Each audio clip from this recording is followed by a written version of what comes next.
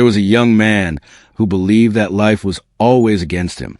He woke up each morning with the same heavy feeling in his chest. He looked at his small room, his worn shoes, his unfinished dreams, and he thought that his future had already been decided by the place where he was born. He believed that some people were simply born to win, and others were born to struggle. He believed that hard things happen to people like him more often than they happen to others. Because of this, his thinking became dark. He blamed his circumstances.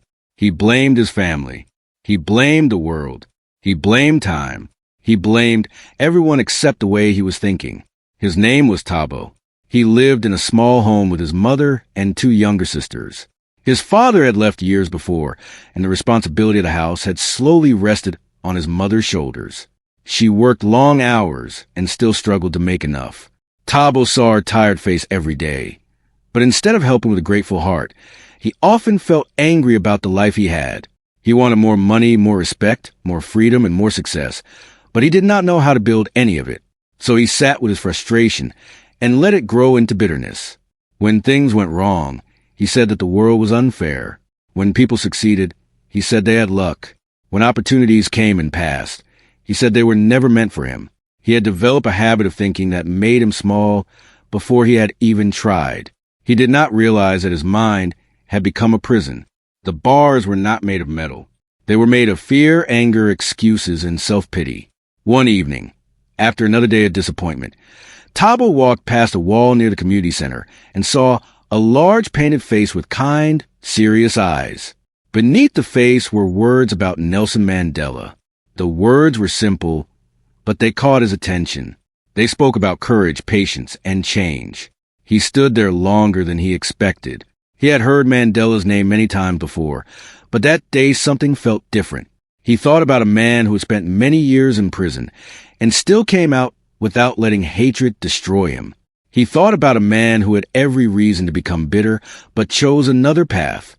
That thought stayed in his mind as he walked home. That night, he could not sleep. He kept thinking about Mandela's life and the strange power of mind that refuses to stay trapped. He began to understand that suffering alone does not define a person. What defines a person is how he thinks while suffering. Some people become harder, smaller, and meaner when life is hard. Others become wiser, calmer, and stronger. The difference is often not the problem itself. The difference is the thinking. Tabo had never seen his own thinking as the problem. He had always thought the problem was outside of him. But now he started to wonder if the greatest battle had been inside his own head all along. This thought made him uncomfortable because it meant he could not blame everything on the world. It meant he might have to change.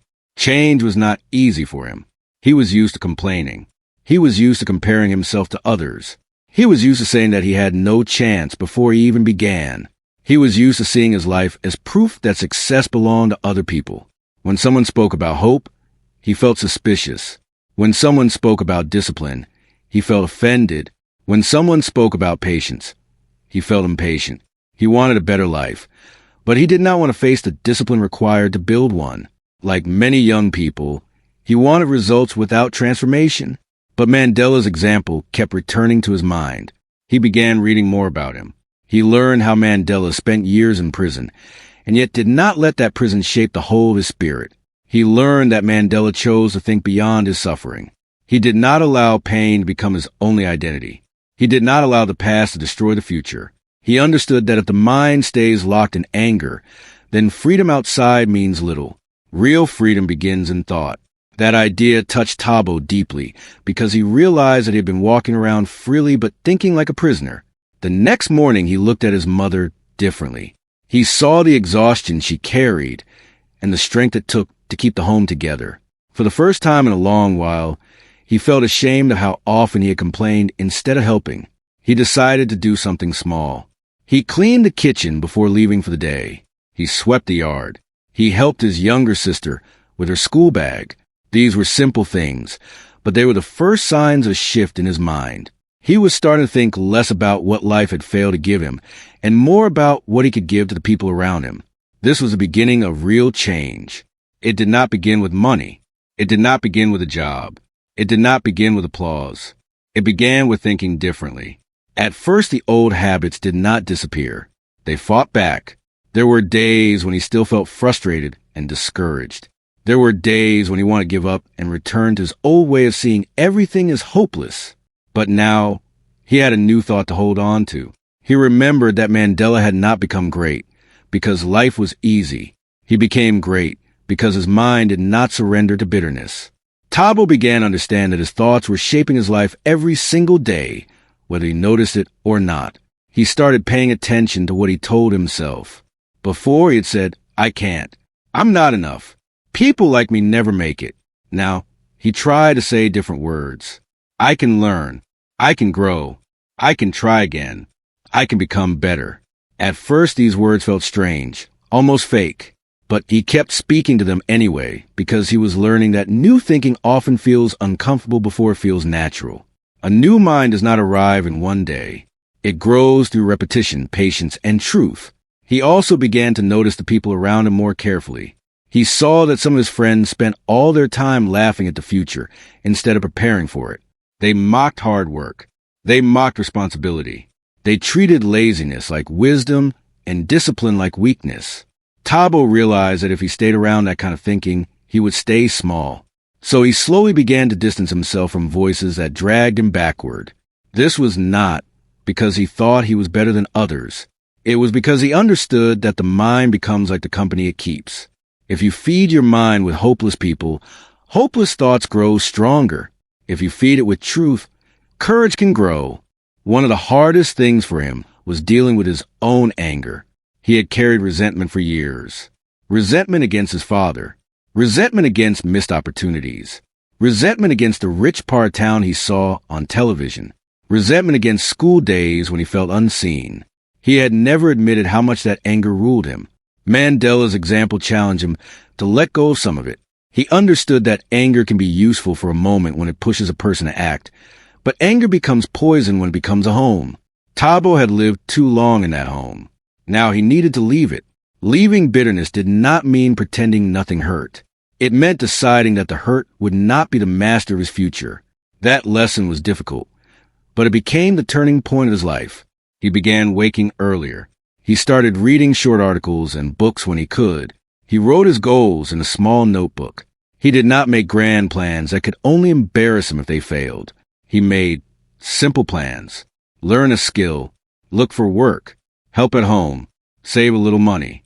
Improve one thing each week. He started to see that progress was not built in giant leaps, but in steady steps. Mandela had shown the world that a long road can still lead to a powerful destination if the mind stays disciplined. The more Thabo changed his thinking, the more his life began to change in visible ways. He found that people responded differently when he carried himself with respect and calm. He stopped walking into rooms with defeat already sitting on his shoulders. He stopped speaking like a man who had already lost. He began to stand straighter. He began to listen more. He began to ask questions instead of making excuses. These changes may have seemed small to outsiders, but inside his life they were huge. A different way of thinking had opened a new door. Then one day something happened that tested everything he had learned. He applied for a training opportunity at a local business center. It was not an easy process. He had to submit forms, attend an interview, and wait for an answer. Waiting was hard for him because his old thinking told him that if results did not come quickly, it meant failure. During those days, he felt the old fear rising again. He began to imagine that he would be rejected. He began to think that the opportunity was too good for him. He began to prepare himself for disappointment, so it would hurt less if it came. But this time he caught himself. He remembered that one weak thought can turn into many weak choices if it is not corrected. So he sat down with his notebook and wrote the truth. He had prepared. He had shown up. He had done his part. The result was not in his hands, but his attitude was. That was a powerful lesson for him. He could not control every outcome, but he could control the state of his mind while waiting. He got the training. That moment felt small to some people, but to Thabo it felt like the opening of a door he had thought was locked forever. He realized that new thinking does not just make a person feel better. It changes what a person is willing to do. Before, he had not believed he deserved such a chance. Now he understood that dignity grows when a person stops shrinking himself. Mandela had not become Mandela by thinking small. He had become Mandela by thinking beyond the prison, beyond the insult, beyond the suffering, beyond the moment. At the training center, Thabo met people from different backgrounds. Some were more educated. Some were more confident. Some had family support he did not have. At first, he felt out of place. The old habit of comparison returned. He compared his clothes to theirs, his speech to theirs, his past to theirs. But then he remembered that comparison is another prison. It steals attention from growth and gives it to jealousy. So he focused on learning. He asked questions. He took notes. He made mistakes and corrected them. He stopped asking whether he was less than the others and started asking how he could improve. This shift in thinking changed his relationships too. He became more patient with his mother. He became gentler with his sisters. He stopped reacting harshly when things did not go his way. He noticed that when he changed his thoughts, his words changed. When his words changed, his actions changed. When his actions changed, his future began to move. It was all connected. Thinking was the root. Life was the fruit. His mother noticed a change before he did. She saw less anger in his face. She saw more responsibility in his hands. She saw a calmer spirit in him. She did not praise him in a way that made him proud, in the wrong way. She thanked God quietly and encouraged him to keep going. She knew that character is built slowly, and she did not want to interrupt the process by making him feel too comfortable. She wanted him to continue growing. Thabo then faced another test. A close friend from his old group tried to pull him back into the same careless lifestyle he had once accepted as normal. The friend mocked his new seriousness. He said Thabo was acting differently, thinking he was too good, forgetting where he came from. Thabo felt the pressure that moment because part of him wanted to go back to the old comfort of being accepted without discipline. But he had learned that not every familiar thing is healthy. Some familiar things are dangerous simply because they are easy to return to. He did not insult the friend. He did not fight. He simply refused to go. That was another sign of changed thinking. Before, he might have followed the crowd just to avoid feeling left out. Now, he was learning how to stand alone when needed. Mandela had stood against systems far larger than peer pressure. Thabo's battle was smaller, but the lesson was the same. A strong mind does not bow to every crowd. As time passed, the training led to an internship, and the internship led to a job. The job was not glamorous, but it was honest. It gave him a reason to wake early, dress well, and carry himself with purpose. More importantly, it gave him proof that his life was not fixed. He was not trapped in the person he used to be. A mind can change, and when a mind changes, a future can change with it. He still had difficult days. Change did not erase every struggle. Some mornings he still felt tired. Some evenings he still worried about money. Some moments the old fears returned. But now he knew how to meet them. He no longer treated negative thoughts like truth. He treated them like visitors. He listened, judged them, and sent them away if they were lies. He no longer believed every thought that entered his head. That was freedom. One evening, after work, he sat outside and watched the sky turn orange and then dark. His sisters were laughing inside. His mother was preparing food. The neighborhood sounds moved around him gently. He looked back over his life and understood that the biggest change had not been the job, the training, or the new routine. The biggest change had been inside his mind. He had stopped talking to himself like a defeated man. He had started speaking to himself like someone who could rise. He thought again of Mandela, not as a perfect hero from history, but as a living example of what a changed mind can do. Mandela had not let prison become his whole story. He had not let injustice become his identity. He had not allowed bitterness to own his future. That was a lesson Thabo carried with him now. Life may place a person in difficult places, but thinking decides whether that place becomes the end or the beginning. He decided to use his experience to help younger boys in his community. He began speaking to them simply, without trying to sound important. He told them that your life follows your thoughts more closely than you think. He told them that if they keep saying they are hopeless, they will begin to live like it. He told them that if they learn to think with courage, discipline, and patience, they can build something real. He told them that poor thinking is often more dangerous than poor circumstances because it can make a person surrender before the battle starts. The boys listened because they knew he had come from the same streets. They knew he had once been angry and careless too. That made his words believable. He did not preach from a place of pride. He spoke from a place of change. That is often how guidance works best. People do not always need perfect speakers. They need honest ones. He told them that changing thinking does not mean life becomes easy. It means life becomes possible. There will still be disappointment. There will still be rejection. There will still be waiting. But a changed mind can carry those things without breaking. It can learn from them. It can stay steady. It can move forward. That was the strength he had found. Years later, Thabo still remembered the wall where he first saw Mandela's face. He would sometimes walk past it and smile quietly. It reminded him of the day he stopped blaming the world and began taking responsibility for his inner life. It reminded him that the mind can either be a prison or a doorway. It reminded him that great change starts in a hidden place where thoughts are formed. He also remembered that changing thinking was not only about success. It was about peace. It was about becoming a person who could carry life with grace. It was about forgiving when needed. It was about working with honesty. It was about seeing value in small steps. It was about learning that a humble mind can become a strong mind. It was about accepting that the future is not decided by a hard beginning. It is shaped by the thoughts, choices, and habits we build every day.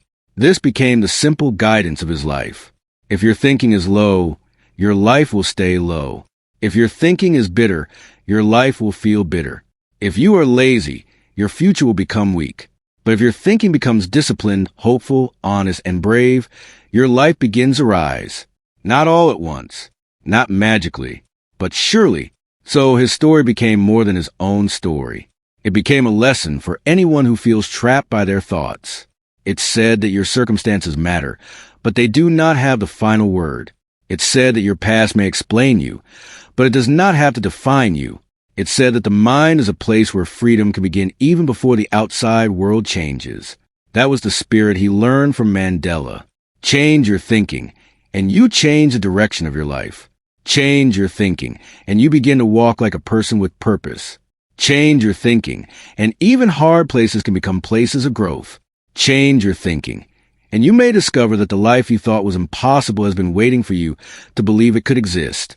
And so the young man who once said, "I cannot," became the man who said, "I will learn." The young man who once said, "Nothing will change," became the man who said, "I must begin." The young man who once lived inside bitterness became a man who chose discipline and peace. That choice did not make him famous, but it made him free. And freedom, in the deepest sense, is where real change begins.